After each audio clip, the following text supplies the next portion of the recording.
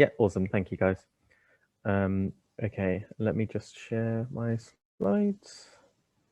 Some of you guys may have been to a previous surgery. Some of you guys may be new. I'll sort of go through the kind of background of what this will entail. And yeah, I mean, it's been pretty fun. This one's the SJT, so we've kind of come to sort of near the end now, which is, I think we have one more after this, which is just kind of a general one. Can someone pop in the chat whether you can see the welcome slide there?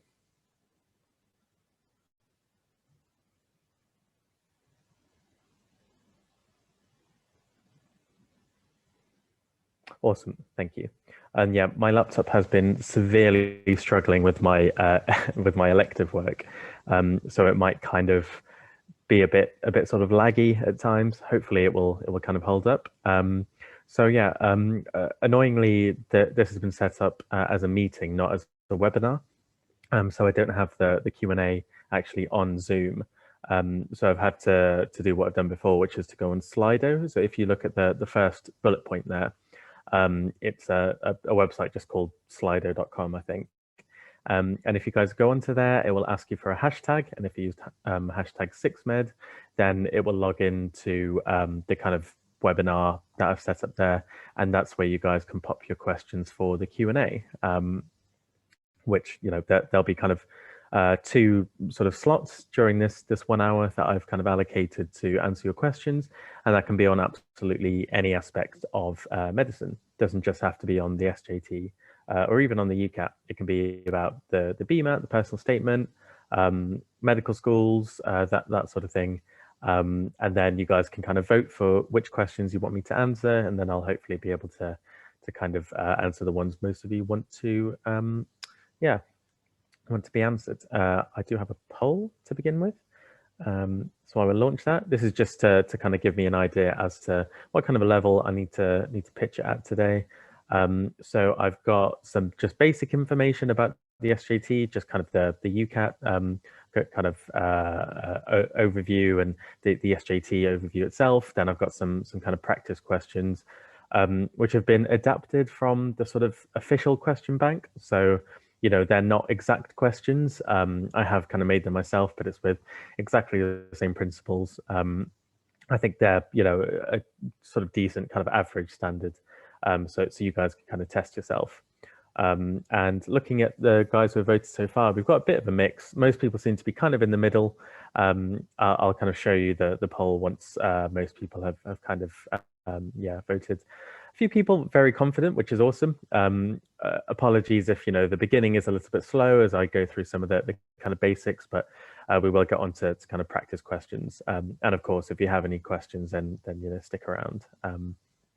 But yeah, so I think that's most people who have answered now. So I'll just kind of show you guys, just so you kind of know, today's cohort, most people are kind of in the middle there. So you've clearly done some questions. Hopefully it's not going too badly. For those of you who basically know nothing about the SJT, I'll kind of run through the basics of it.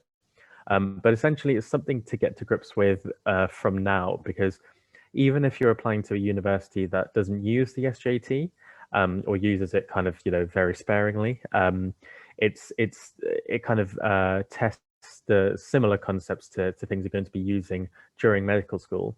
And actually, when you're at my stage, so I'm kind of about to start my final year of medicine at Cambridge. During kind of final year, one of your main exams is actually a kind of big SJT exam, and it's a huge weighting towards your overall kind of ranking. So that kind of thinking and these kind of concepts about ethical principles and professionalism and all of those sorts of things start to come into place right now. So even if you might not think it's that useful for you in terms of your application, it's probably a good idea to kind of get started on it. So okay, let me stop that. And just for those of you who kind of joined just recently, so we unfortunately don't have the Q&A kind of question format on Zoom itself. So if you go into slido.com, which you can see on the first bullet point there, and use the hashtag 6med, and then I'll be able to kind of see what questions there are. I'll give you some time to actually write down your questions on there, so don't worry about that. So, okay, hopefully my laptop holds up. As I say that, it started to lag. Oh, I should also say, if I don't get round to answering your questions, then if you send them to team@sixmed.co.uk, and then hopefully someone will be able to answer them. Okay, so some of you guys may have seen this before, but just for those of you who haven't been to a surgery before, my name's Hardeep. I'm a Cambridge medical student. I'm about to start my final year. I've been working with SixMed for, I think this is now my second year, kind of doing these surgeries and other kind of videos and those sorts of things. You might have seen me on them, kind of blog posts as well. There are my kind of stats, because people always tend to ask about that. So, I met people at interview with absolutely ridiculous stats. So hopefully, it's kind of encouraging that I know they're still pretty good, but especially things like my BMAT, there were people who got kind of 8s and 9. Well, yeah, 9. And I got offers from universities that kind of asked for, a panel interview and MMI and kind of the sort of Cambridge interview.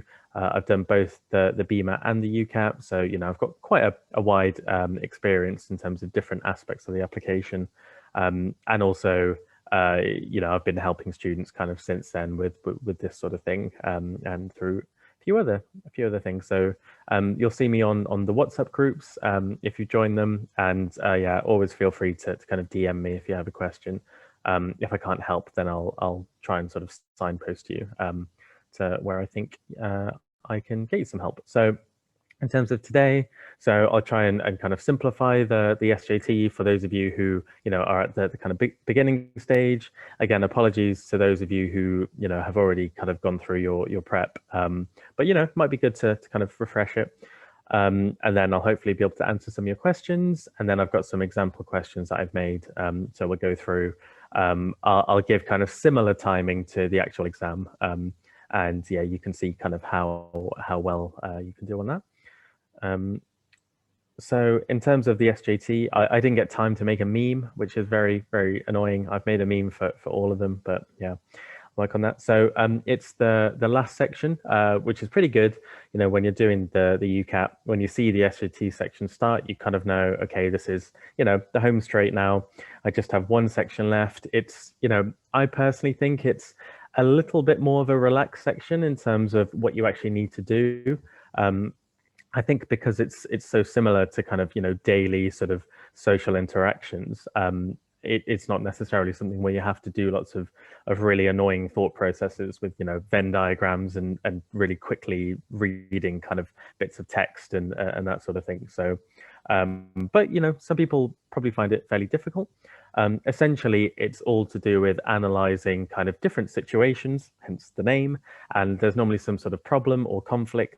And you need to use kind of key principles of professionalism and ethics and ultimately common sense to kind of figure them out. So apologies for all of the text on this slide.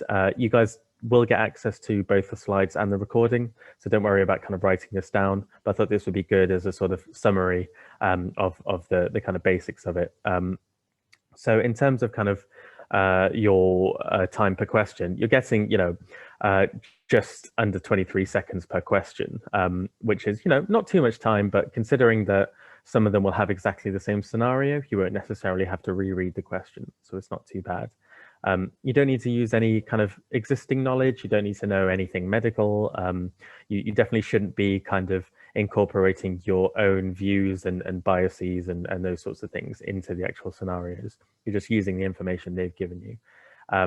And then, it's probably a good idea to be aware of your basic kind of ethical principles, your kind of pillars and aspects of professionalism. I've kind of put down there on the key resources to kind of go through the good medical practice guidelines, which I think is just a good thing to do when applying for medicine. There's no kind of obligation to read through and understand every single aspect of it, but just to kind of get into the right kind of frame of mind and be able to kind of answer these questions.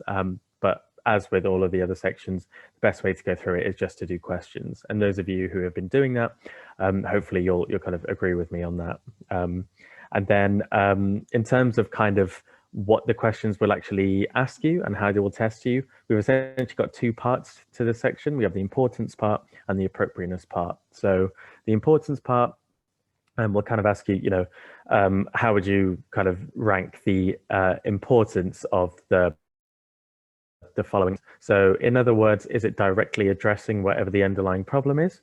In which case it's probably going to be either very important or important, or is it something that isn't addressing any of the kind of core issues, in which case it's probably of minor importance or not important at all. And those phrases, you can see on the right-hand side what they actually mean.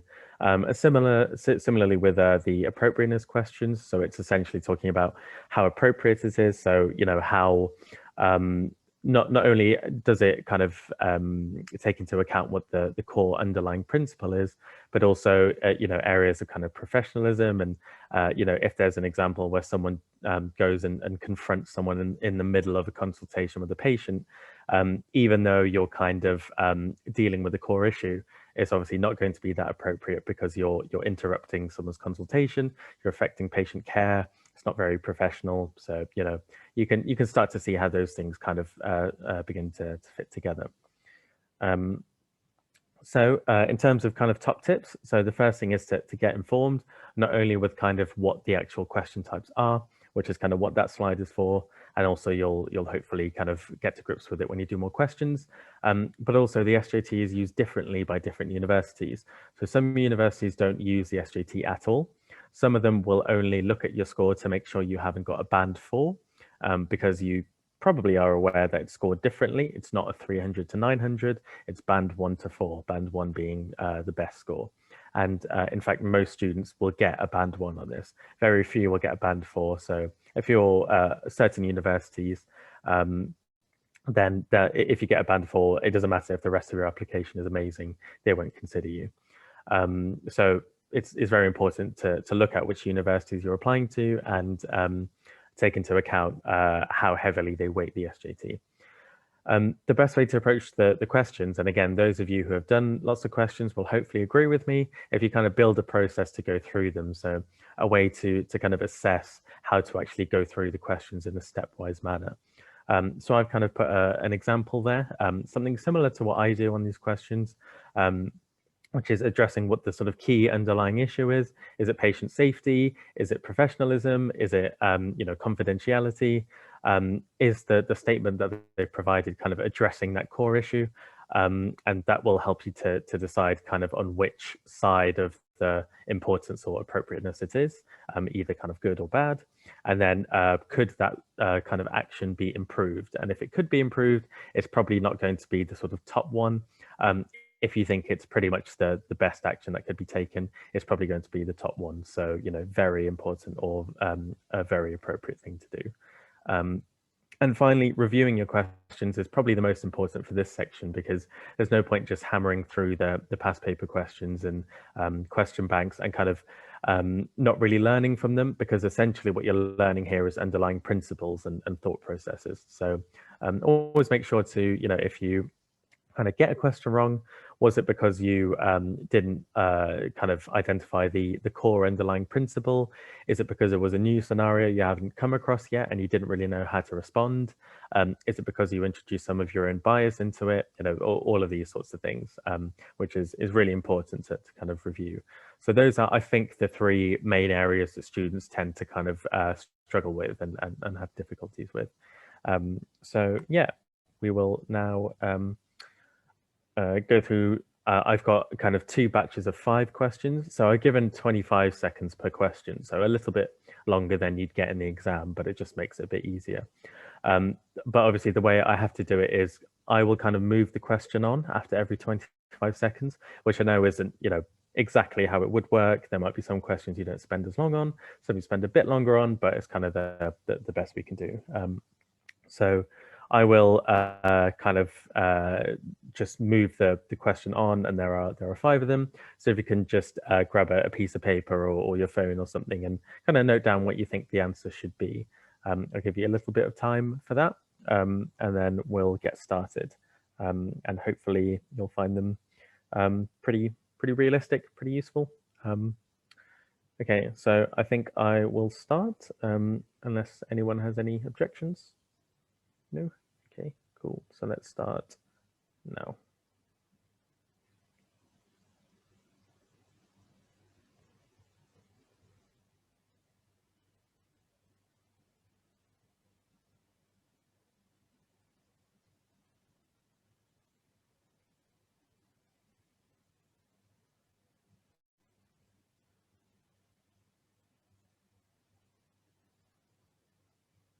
Next question.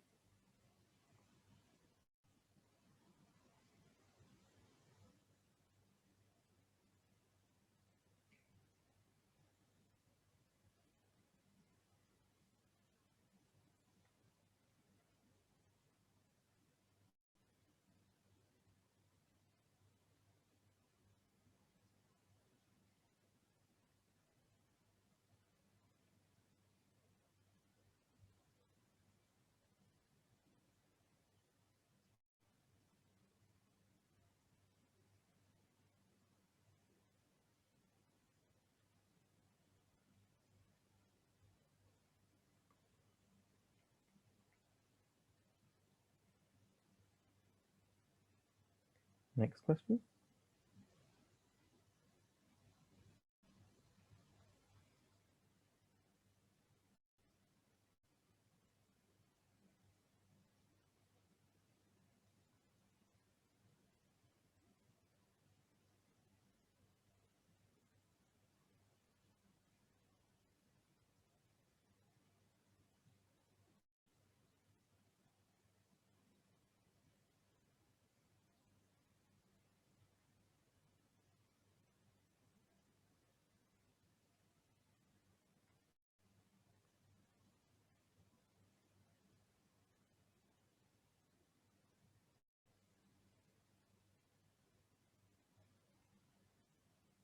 Okay, and that's time. So hopefully they weren't too bad. You can see how, with the first one, you might spend a little bit of extra time because it's a new scenario. So, you need to kind of read through the scenario. So, I do appreciate maybe with that one, you might not have had enough time, but then once you kind of get to grips with it, the other ones hopefully won't have taken too much time. So we'll go through the answers now. So the first one, so the syringe may contain infected material. Oh, sorry, someone's put something in the chat. Oh, okay, awesome. So yeah, we can see, yeah, feel free to put your answers as well. So yeah, the first one is A, so well done to F, I think that was. You got that first one right. So, essentially, whenever it's, so general kind of principle here, whenever it's anything to do with patient safety or comfort and anything to do with confidentiality, those are always the most important priority in any scenario. So, it's good to be aware of kind of the sort of caveats of confidentiality. But, patient kind of safety and confidentiality will trump anything else. And it doesn't matter how senior the doctor is in the kind of, yeah. Sorry, I've just seen Bell has said, question 4, whose perspective is that from, that the needle may be harmful? It could be, well, it could be harmful to anyone, if that's kind of what you meant. And also to Bell and anyone else who joined late. So we'll be using Slido for the questions because there's no Q&A bit. So if you use hashtag 6med, then yeah, cheers, Helia. Appreciate it. Okay, so yeah, patient and colleague safety is at risk. It could be infected material, it could be someone with HIV, it could be someone with hepatitis. You don't know, and so it's actually a very serious thing if there actually were to be a kind of unlabeled, unmarked syringe somewhere. Someone's going to be in some serious trouble because that is, not even a first year medical student should make that mistake. No offense to you guys. But yeah, hopefully that one was relatively straightforward.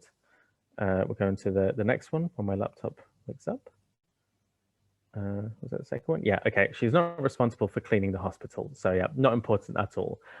You could probably get this from the sort of tone of the question that, it's kind of, there are some people who definitely think there's some sort of hierarchy in the hospital, but hopefully most of you will know that, it doesn't really matter. If you see something like this, if you see, there's a spillage or there's a syringe or there's, some just kind of papers and things on the floor, you can either kind of deal with it yourself in a sort of hygienic way, or, flag it up with someone and let them know. But you can't just sort of think, oh, it's not my responsibility, I'll leave it for someone else to deal with. Because ultimately, at best, it's just, not very good team playing, and at worst, you could actually impact on someone's health. So that's why that's not important at all to take into account. It's not the fact that she necessarily needs to kind of, let's say, if it was sort of a spillage of blood, she doesn't necessarily have to physically clean it herself, but at least kind of flag it up. So yeah, that's why that one was D.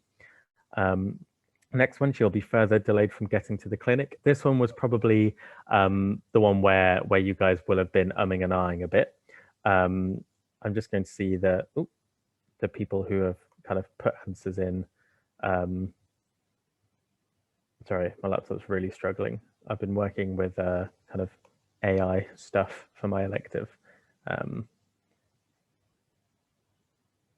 Yeah, so we've got a bit of a range here. Essentially, this one is C because punctuality is part of professionalism. So the fact is she's going to be later. She's going to turn up late. That's obviously not particularly professional. But this is why I mentioned kind of patient safety and confidentiality are kind of two that kind of trump anything else. So she's able to kind of, that is a very valid excuse for being late. So it's definitely not D, because it is something to bear in mind, because it does affect and impact sort of professionalism, and potentially patient care if she interrupts a consultation, or if it makes the doctor that she's shadowing kind of a little bit annoyed, that could impact on patient care. So it's definitely not D. However, the fact is she has to kind of deal with the situation because she's seen it, and therefore it's not going to be A or B, and that's why it's C. Hopefully that will make sense. If anyone is kind of thinking, why is it not the others, then pop it in the chat and I can talk about it more, because that one was there to be a little bit tricky. So the next one, is that the next one? Yep. Someone may injure themselves with a needle. Again, that's thinking about kind of patient and colleague safety. So just something to consider is there's in the kind of question, it doesn't say specifically where it is. It might be kind of in the corner. It might be somewhere where you can't really see it. And in hospital, patients can sometimes be barefoot. We don't know which ward this is. There could be children around. There could be children visiting as well. There could be, a colleague who goes to kind of pick it up and gets a needle stick injury. There are lots of kind of safety considerations here, and therefore that one's going to be A. So that one's quite similar to the kind of infective material one. And then final one, she may get a reward for responding. Hopefully those of you put D, who kind of put the answers down. So this isn't something that she has to take into account. It doesn't really matter, even if they try to put a red herring in, like she's been struggling and needs needs to do well, or she's going for a kind of patient safety award or something like that. It doesn't matter. The important thing here is patient safety. It's not a kind of personal gain situation. And then I put at the bottom there, just to inject a little bit of nihilism and cynicism into you guys. Medicine's not the career if you're expecting rewards. As you may have seen from the kind of protests, I think yesterday or earlier today, if you haven't seen them in Trafalgar Square, maybe take a look and get some motivation for the career. So just to recap, so that's A, D, C, A, D. That's ADCAD, I think that spells. ADCAD. Yeah, so well done, F. You got that, and yeah, I think a few other people did. So well done to you guys. I think I've got a poll about that, just to get an idea as to how everyone did. It's anonymous, so don't worry. But yeah, I've just launched it now. If you could put kind of how well roughly you did, so that's ADCAD were the answers. And yeah, it'll be nice to see the kind of split. And remember, these are quite realistic questions. They're the kind of principles, and a lot of the wording is taken, pretty much directly from the official question bank. So if you did pretty well on this, that's probably a good indicator, for a relatively kind of average level batch. So most people have voted. So I'll see. Okay, awesome. So just under half got them mostly right, and a lot of people smashed it, which is great to see. So yeah, well done, guys. Okay, so now we're going to have a little break from questions and go on to the Q&A function. So I'm going to shimmy over to Slido, set myself a timer. So again, these questions can be about anything. They don't have to be about the SJT. Obviously, they can be if you want. But yeah, I'm very happy to discuss any aspect of medicine. And let me just get onto Slido. I'll give you guys a little bit of time to kind of put your questions on.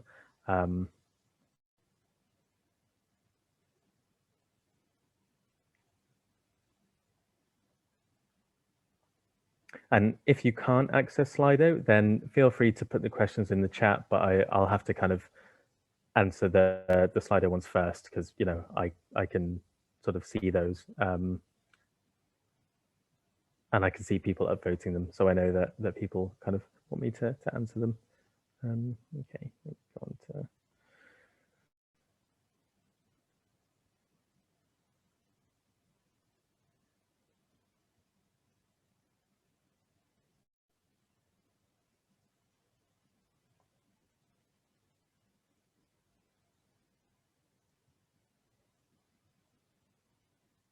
I think I need to set up a GoFundMe for a new laptop. I think student debt's hitting hard.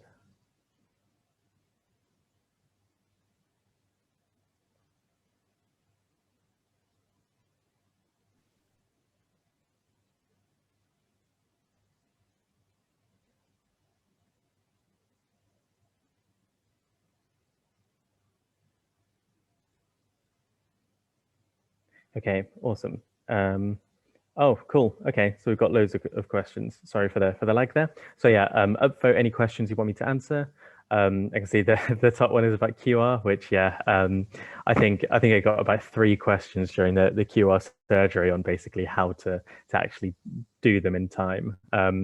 So yeah, QR is difficult in terms of sticking to the time, and to some extent, it's probably the section where you can kind of guess, flag, and skip the most. I'd say the best way to do it is essentially think about, anything that you need to learn how to do quickly and well. You essentially need to learn how to do it quickly, how to do it slowly and well first, and then build up the speed. So that's probably the best way. So a lot of people with QR will kind of look at the basics of it and then launch straight into questions and try and kind of brute force it that way. But I think a really good approach to that is to kind of start off with the basics. If you don't know where to start, just kind of look online at QR resources, download the slides from the QR surgery I did, and there'll be a slide or 2 on there with just sort of basic information as to what you actually need to know, and what the question types are, and just kind of get your head around the different formats in which they ask the questions, the different kind of calculations you'll need to do, the different approaches you'll need to take, and then start to go through questions untimed and have a look at kind of the method you would use, and then see if there's a quicker method that you could use to sort of take shortcuts. Or see if there's a way that you could kind of do it more quickly, kind of knowing now what the correct answer is, and hopefully there'll be a kind of suggested way to do the question. You can even ask if you're on the 6med WhatsApp groups, I'd be asking there, can anyone think of a fast way to do this question? There are always lots of people willing to help on there. And then once you kind of get to that stage where you're starting to go through questions and you can begin to see how you actually approach them, that's the part that needs to become second nature, because what you essentially want to do is be able to read the questions, identify straight away, okay, this is going to test this aspect, so I need to know this, this, and this. I know that I can take a shortcut by doing this. And then kind of go through it. And then obviously it kind of relies on your calculations, your kind of mental maths being, fairly quick. If that's the sticking point, then obviously that's an area to improve on. But I think that's probably the best way, almost kind of going back to basics and then speeding it back up again, is probably the kind of best approach there.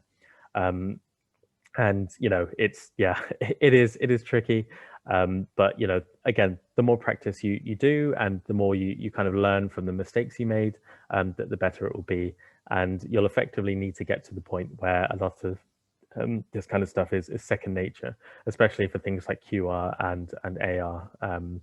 So I hope that helps. And it's not always easy to hear that you maybe need to kind of go back to where you were before, because it can feel like you kind of stalled on your progress, but ultimately it's an investment into then doing better further down the line. So how do you know if you're falling behind on revision for UCAT, or if you're on track, say when your test is like 3 or so weeks away? So you should have a kind of overall idea as to, based on when you started, what you should be doing kind of roughly a few weeks after that, and, a month after that, and that sort of thing. So it will kind of depend on when you started your vision, because if you started 4 weeks before your test and now you're saying, your test is 3 weeks away, that's very different than if you started 2 months ago. As a general kind of a rough sort of rule, you want to be in the kind of couple of weeks before your exam. Ideally, you want to have gone through, the bulk of your kind of revision, and you're essentially, you feel like you're sort of over the hill a bit. So you kind of got over the fact that you're doing questions and seeing a lot of new scenarios. Hopefully, you'll be in the place where most questions look sort of familiar to you, and even though you might not be getting them all right, there's kind of nothing's kind of surprising you too much, and that's in the sort of few weeks beforehand. If you're not at that stage yet, then by all means just kind of continue to do more questions. If you are at the stage, then you're probably about where you need to be. The last few weeks are kind of cram central for a lot of people. I think the ideal way to go about it is to have kind of the week beforehand. You're not necessarily doing as many questions as you were before, because you can get a little bit overwhelmed.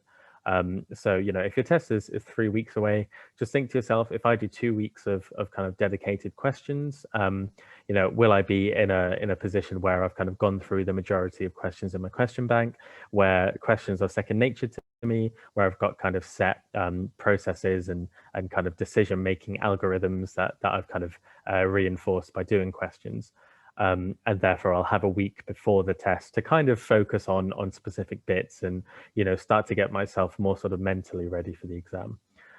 If the answer to that question is yes, then you're doing fine. If the answer to that question is no, then you should probably make a plan for the next week or so, where you just kind of step up your revision a little bit. It doesn't have to be massive, but just improving increasing the number of questions that you're doing. So that would be a kind of general overview, but as I said, it differs quite a bit depending on when you started your revision. If you want to put as I won't get rid of that question yet. If you want to put as I think you can comment on that kind of how long you've taken to kind of work on the UCAT. I can give a slightly more specified answer based on that. But yeah, that's kind of a sort of overview there. How long did I study for the UCAT? So I did the UCAT, quite a few years ago now, back when it was the UKCAT, and my approach was pretty bad actually. There were two main problems. Firstly, I didn't really get much help from my school. They weren't that good for medicine, definitely not very good for Oxbridge. And secondly, there weren't really too many resources around then. So 6med wasn't a thing then. Companies like kind of uni admissions and Medic Mind and all of these things, they weren't around then.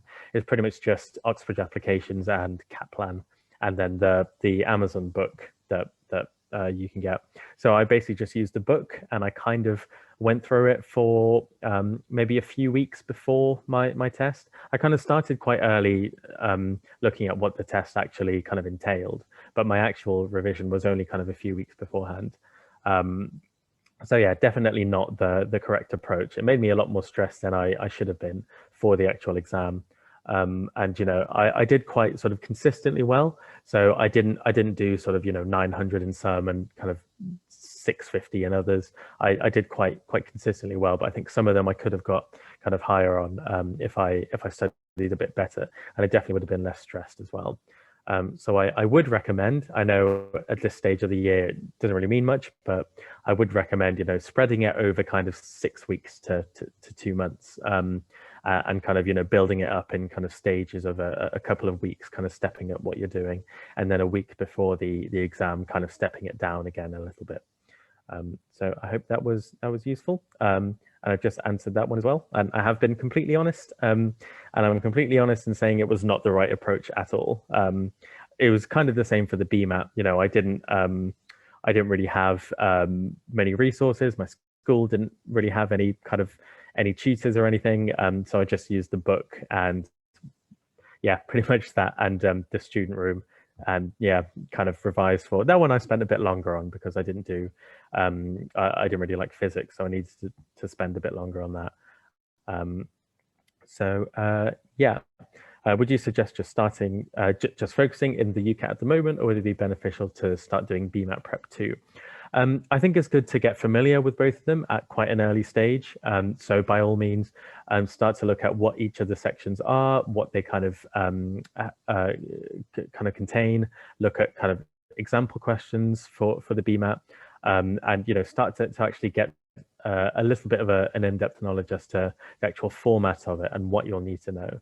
And then you can begin kind of revising some topics from let's say if your physics is a bit rusty, or your maths, or maybe you need some work on kind of critical thinking bits. Just kind of that sort of idea. But if your UCAT is first, then you probably want to prioritize that.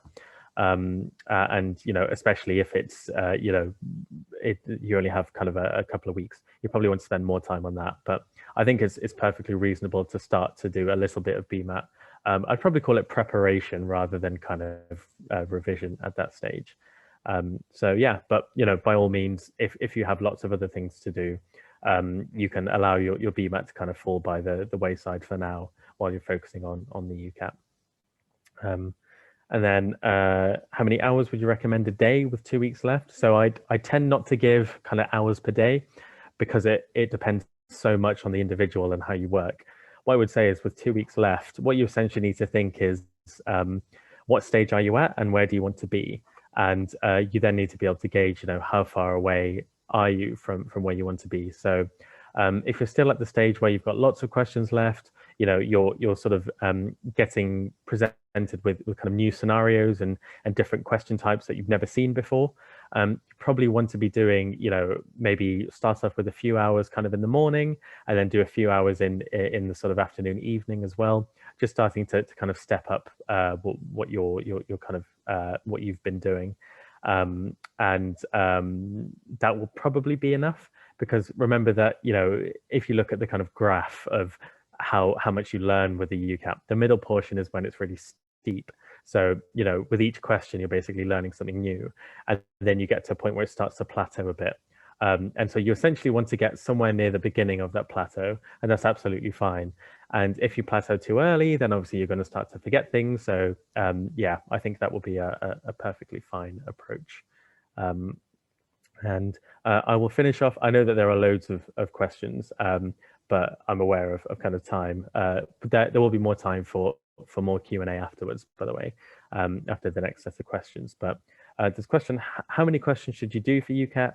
I've heard around 4,000 is more than enough. Yeah, 4,000 is, I'd say that's absolutely plenty. I know that SixMed did some research recently, which showed most people don't even finish the UCAT Ninja block, which, is can't remember exactly how many questions it is, but I don't think it's as many as 4,000. Essentially what you need to think is you need to gain value from the questions. So there'll be some people who will just go through as many questions as possible and not actually look at the questions they got wrong. What exactly was their thought process? Why did it go wrong? What should they have done the next time? Whereas someone may have only gone through 1,000 questions, but have taken a lot more value from that. And ultimately, there's also kind of bias that's included in this. So, if you're someone who does lots of questions and gets a really good score, you're more likely to kind of tell people in the kind of years below, oh, I did 3,500 questions and I got an 870 band one. So I think that's the best approach. Whereas if you do 3,500 questions and you get a 550, you're probably not going to be telling people that. So there's that kind of aspect to bear in mind as well. So I don't think there's a magic number. I think as long as you're getting value from it and you're doing enough questions to the point where things are becoming to sort of be second nature, and you're kind of getting familiar with the question formats and the kind of patterns that tend to repeat. I think that's probably a very good sign that you've done a good amount of questions. And yeah, the right number of questions is the amount you end up doing and to kind of get a good score. So I hope those were useful. I tried to speak quite quickly because there are lots of questions, but we will just now go on to the second batch of questions and then we'll finish off with the Q&A. So I'm going to share my screen for the next part.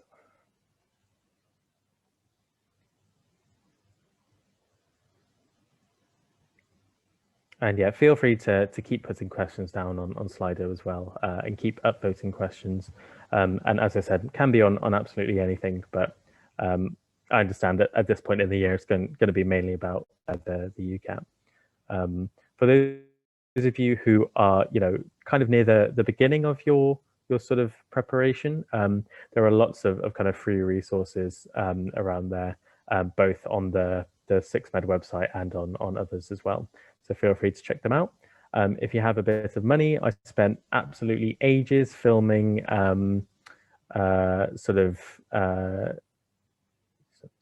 filming some masterclass videos, which kind of go through the UCAT sections in depth. And I've got some decent feedback from those. So that's always nice to hear. I think it's like 60 or 70 pounds if you have that much. I know not everyone does. Okay.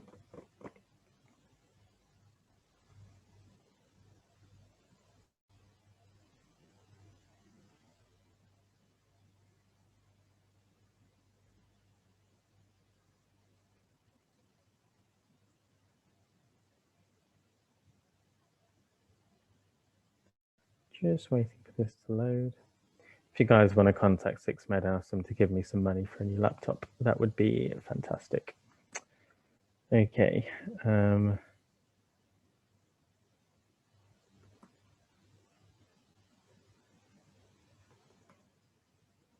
Okay, we're getting that.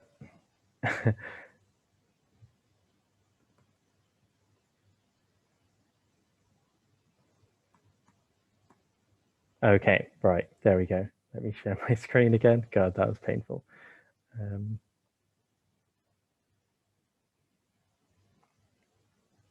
Also, whoever that is with the picture of the dog, I hope that's your dog. It's very cute.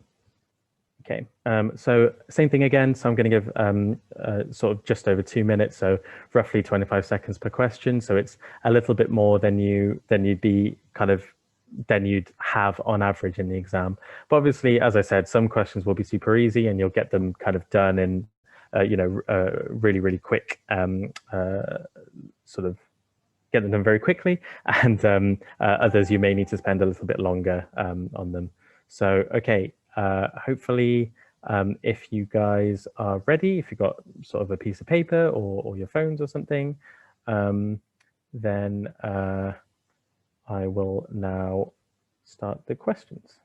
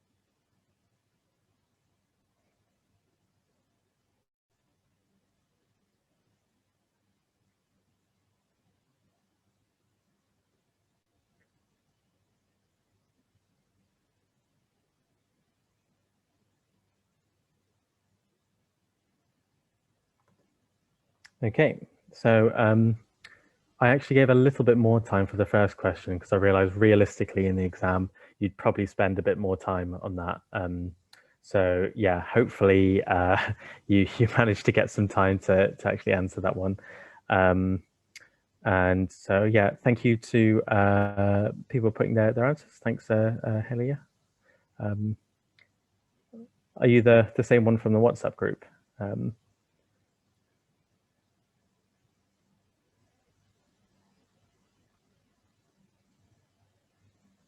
And yep, I will show the first question. So here is the kind of answer. So essentially, this is an issue of kind of professionalism, patient safety, colleague safety. You know, this is a very typical kind of ethical scenario. I actually was asked in my Cambridge interview about what I would do if a sort of colleague, or I think it was a doctor, came in kind of smelling of alcohol, and there was kind of discussion about that. So, you know, this kind of stuff is important to kind of get to grips with. Um, and essentially, what you need to do here is think, okay, you know, going through what I kind of said before, what's the actual core issue here? And the core issue here is clearly Nico has some sort of substance abuse problem. He has an alcohol problem. That's obviously quite serious because you know it's going to affect Nico's health and you know potentially going to impact on patient safety as well. If I know that he's a medical student, but you know it's still you're going to have sort of contact with patients, and obviously in terms of professionalism as well. You know, it's something that needs to be addressed right now. So the reason why the first one is most appropriate is because you know you essentially want to kind of gather more information. At the stage of Hector as a medical student, you obviously can't sort of give any medical advice. All you can do is kind of discuss and then you know kind of support them in getting the right kind of help. The reason why B is not helpful is because it doesn't do anything to combat the sort of core issue. Obviously, it's you know not a very nice thing to do. Yeah, there have been some medical student colleagues of mine who've told other medical students with sort of mental health problems, this kind of thing, and it's so you know it genuinely does happen. And there's a lot of kind of stigma behind it, and we don't know what the issue, the kind of underlying issue is here. There may be some really difficult things going on in Nico's life that have led to this kind of substance abuse, but essentially B is not going to deal with the core issue at all, and in fact is probably going to actively make it worse. So that's definitely least appropriate. And then the last one is, you know, it's kind of helpful because it's getting a bit more information, but it's not dealing with the exact core issue itself.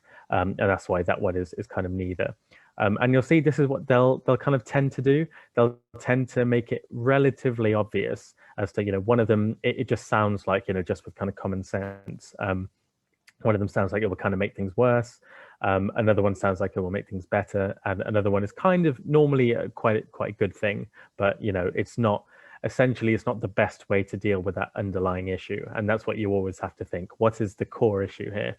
And so, yeah, I think some of you put the correct answer for that. So well done. Just going to check the chat. To Malan, I hope I answered that correctly. If you could pop that onto Slido, then that would be great using hashtag 6med. Okay, the next question. This is about essentially talking about communication, and a patient has been a patient's upset here. The kind of difficult situation here is because the patient's expressing kind of anti-vax sentiments, and that's going to be something that they'll try to do to sort of trip you up in terms of bringing in your own kind of your own thoughts and feelings. And I actually wrote this because that's something that I feel very strongly about, and so if I were to be presented with a question like this, I'd have to kind of actively avoid trying to put my own kind of sort of thoughts into this. So ask the nurse for more information so he can speak to the doctor. So I've put appropriate but not ideal here. So again, what's the core issue here? That the core issue is that a patient is upset. As I said before, kind of patient safety, patient health, patient distress, and confidentiality. Those two trump everything else. So if either of those things are happening, which you'll find in most scenarios, one of those will be in play. That's the kind of core issue. That's the most important thing. So asking the nurse for more information to speak to the doctor is not directly addressing that. But obviously, it is still quite a sort of good thing to do. It's dealing with another aspect of it. It's not doing anything that will make the situation worse, and that's why it's B, appropriate but not ideal. The other thing is, you'll get some of these communication questions where someone will ask you or ask whoever the person is to speak to someone else about an issue, and that always introduces kind of a risk of kind of things getting lost in communication. If you imagine someone has seen something and they describe that thing to you and ask you to speak to someone else who is potentially also there, you're basically relying on the information they've given you, and then you have to relay that information as best you can. And as happens in real life, just think of a massive game of Chinese whispers. Essentially, things are going to be lost, things are going to be misinterpreted, and so that always presents a kind of risk. So if ever you see that in a scenario, you want to be thinking it's not going to be kind of the best thing to do or the most important thing to do, because that will always introduce an element of sort of suboptimal action or activity into the scenario. So just as a kind of general principle. So approach the patient and discuss the situation. So again, we're dealing with the kind of core principle here. So that's a very appropriate thing to do. Hopefully that one's relatively straightforward. The next one, ask the nurse to speak with the patient about the safety and efficacy of vaccines. So yeah, even though, I don't want to say too much because I don't want to start a flame war here, but I mean, it doesn't matter kind of, what you think in this scenario. This is going to make things actively worse because you have a patient who is distressed, who is upset because of this kind of topic. And if they were then presented with another healthcare professional on the ward who's coming to effectively, deal with the same issue, who may not be shouting, but will still be kind of doing the same thing, that's going to make the situation actively worse. And therefore that's going to be D. And then tell the nurse to ask a qualified doctor to speak to the doctor in question. So this is similar to the one before, where it's not dealing with a core issue, but it's not necessarily a bad thing to do. The fact that Martin doesn't know what the situation is important, because if he's asking the nurse to ask another qualified doctor to kind of speak to whoever's upset the patient, effectively that other qualified doctor and Martin know the same amount about the scenario, which is just whatever the nurse is telling them. Therefore, that's not something to kind of bear in mind. However, if Martin was there, this would probably be inappropriate, because you'd be asking the nurse to tell someone else about it and then introducing that kind of communication loss that I mentioned before. So that's an important distinction here. Let me just check the chat because some people have put something. Don't worry to A Taylor, so you're annotating there, don't worry. And yes, so addressing the patient's distress comes first before addressing the doctor's behavior. That's exactly right. And there may be some situations where it's quite difficult. So it may sort of explain about the doctor in a bit more detail. So he's been told things before, or she's been told that she's impacting on patient care and that sort of thing. But you have to assess in that snapshot of the scenario they've given you, is the patient's kind of health at risk, or are they distressed, are they upset? If so, that's the kind of priority. If not, then you need to focus on the doctor, because if you think about it as a kind of secondary what's the word I'm looking for? A secondary consequence of their behavior, they may actually be impacting on patient care. So that's an important distinction to make. And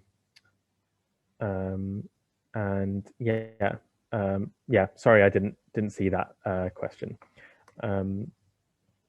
Okay, so yeah, that was the question. So just to kind of summarize, so it was A and B were most and least appropriate, respectively, and then it was B, A, D, B.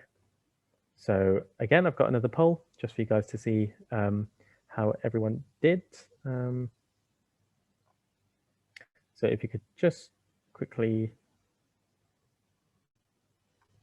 answer this poll, and then how are we doing for time? We're pretty much up, mainly because of my laptop issues, I think. So I don't mind going a little bit over to address some questions. Feel free, if you do have kind of somewhere to be, feel free to leave. But I will kind of spend a little bit of time answering the questions that you guys have put. And apologies for kind of going over. So just so you guys can see, you can see most people kind of were in the middle there. So those were maybe some slightly more difficult questions. So, okay, let me go over to Slido now. And for those of you who kind of have to leave now, thank you for joining. I hope you found it useful. Remember, slides are kind of available as is a recording. It'll be on the 6med website. And there is a general WhatsApp group to Bell. If someone can put the link in for that, then that would be useful. And yeah, the WhatsApp groups are pretty active. Yeah, I get hundreds of notifications. Some pretty fun discussions on there though. So okay, so the top one I think was the one that I kind of answered, but if you could comment on that, then you can. So what happens if you only just meet uni entry grades? Is it worth applying? It's a difficult question because entry grades are just one aspect of the application.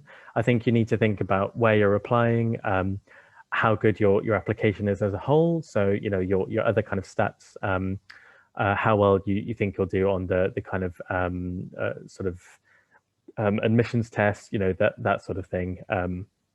Because grades are just one aspect, and certain universities will kind of place more emphasis on other things like the UCAT and BMAT. And ultimately, if you get an interview, that tends to be the most important aspect of the application. So yeah, I think take a look at kind of your application as a whole. Maybe take a look at some admission stats. You can normally find them relatively easily. So have a look at kind of for that specific university, what proportion of offer holders kind of got what results, and then you can see if only kind of I don't know, 10% of offer holders got just the minimum amount, it might be quite difficult, whereas there'll be others where it might be slightly more. So that's probably what I'd recommend for that. I think Hamdan's question was yeah, answered. Unfortunately not. It would make sense, but yeah, that's a bit annoying. How important to do an EPQ? It wouldn't be a disadvantage. Think of it as like a sort of addition to your application. So it would add some things, but essentially what you're going to gain from it is kind of it demonstrates some interest in whatever kind of a subject that you kind of put in there, something for you to talk about. Is something a little bit unique, but you can do that in other areas. You can do other projects. You can enter some kind of essay competitions. You can see if anyone is doing some sort of project in your school, or if there's some sort of society that you could do something for, to kind of gain those same skills to put onto your application. So yeah, I wouldn't say it's if you physically can't do it because your school is limiting you, I wouldn't be too kind of hung up on that. But if you get the opportunity, I think it's a good thing to do. I did mine on MRSA, and I kind of tied that into my reasons for studying medicine. So that was quite useful for me. How to answer comprehension questions for VR accurately and quickly. I can answer true, false, can't tell easily. It's the comprehension. Yeah. Verbal reasoning is very, very difficult when it comes to kind of time. And it's sort of similar to what I was talking about before with the QR section, where you almost need to kind of go back to basics and figure out what the kind of fastest path for you is.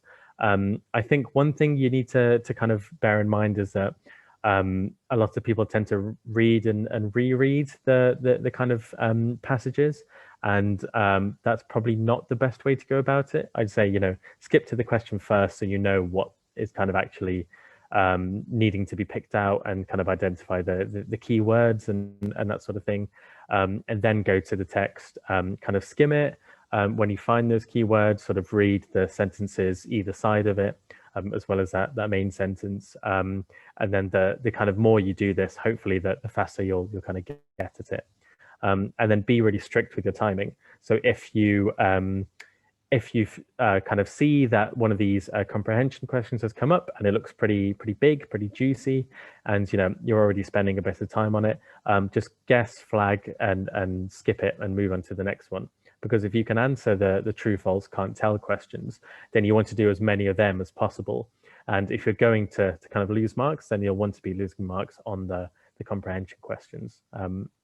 So I'd probably say that is the best approach. And yeah, I kind of answered that one as well. My GCSEs, so I got all A stars. I found GCSEs not too bad. I was always kind of a sort of a bit of a kind of all-rounder. I actually wanted to do kind of English and journalism and be an author at one stage, kind of before GCSEs. So I kind of preferred the arts at one stage, but then my school taught English pretty poorly, so I kind of switched to sciences. So yeah, that was me. Specific things, sorry, I don't know what question that was, which one exactly that was about. Whoever put the question about that, if you want to email team@sixmed.co.uk and just either kind of, if you remember the specific question from this, then kind of mention it, or if you wait for the slides to become available, if you're on the WhatsApp group, just kind of send me a screenshot and a DM or someone, and then I'll try and answer that for you. And I'm aware of time, so I'll answer a few more. So how do you speed up on DM? Is there a certain technique for this too? Decision making, how do you speed up in it? Again, I think it's because decision making, it's probably the widest section in terms of the different skills that it tests. So I think you need to really get to grips with the different question types that they answer. If you're not exactly sure what each of them are, I'd say take a look at the slides and maybe the recording from the webinar I did. And if you have some money, check out the UCAT masterclass. Because I think it's really important to kind of know what the different sub questions are, and then have a different sort of set algorithm to go through for each one. And so you want to get to the stage where they ask a question and you can tell from the wording and the information they've given you and the format exactly what type of DM question it is, and then be able to think in your mind, okay, this is what I need to do for this type of question, and then go straight for the bits of information you need, rather than kind of taking each question as it appears and kind of reading through and trying to kind of answer it there and then. I think that's probably the fastest way to do it. And that comes with getting yourself kind of set up from the beginning. So kind of getting yourself aligned with knowing, what the different processes are for each of the different subtypes, and then just doing more questions to kind of get faster at it. So that's probably what I'd say.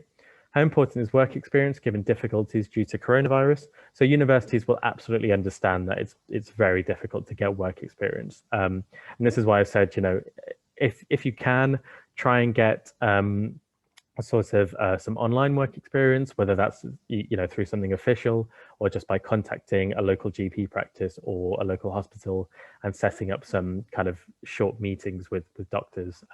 They can literally be just half an hour. The important thing is to gain value from them. So asking the questions you want to ask, getting them to maybe talk about a particular patient that they saw that is a good kind of teaching opportunity for you. That's what's going to really benefit you, is kind of learning about what medicine entails, and then getting your own reflections from that. If I had time, I'd kind of set something up with that, but I'll probably wait until I'm a junior doctor for that. But yeah, so if you can get something like that, or some volunteering work or something like that, then if that's the best you can do, then that's fine. If you genuinely can't get anything, then they will understand, and so you'll need to kind of get that insight from other places. So, looking up kind of online resources, looking at books, checking out my blogs. If you if you want to. I do write kind of placement blogs and things on my website. Yeah, I would kind of recommend that. So hopefully that was useful. Are we at? Okay, we're probably at time now. I'm aware there are still lots of questions. For those of you who still have questions to be answered, if you could send them to team@sixmed.co.uk. I'm very sorry I couldn't get to them. Sorry for my kind of laptop lagging a lot. But yeah, I really hope you found this useful. The next one, sorry, wasn't able to join, said it was full. We did set up a new WhatsApp group. So hopefully someone can send you the link. If not, email team@sixmed and they will be able to give you the WhatsApp link. The next webinar will be, I think, in 2 weeks, and that will just be about kind of scoring and results. But yeah, the recording will be sent. It'll be on the SixMed website basically as soon as this meeting is over, and the slides will be up as soon as I remember to send them on. And yeah, no problem at all. And I hope you guys have a good rest of your weekend, and I'll see you some point soon.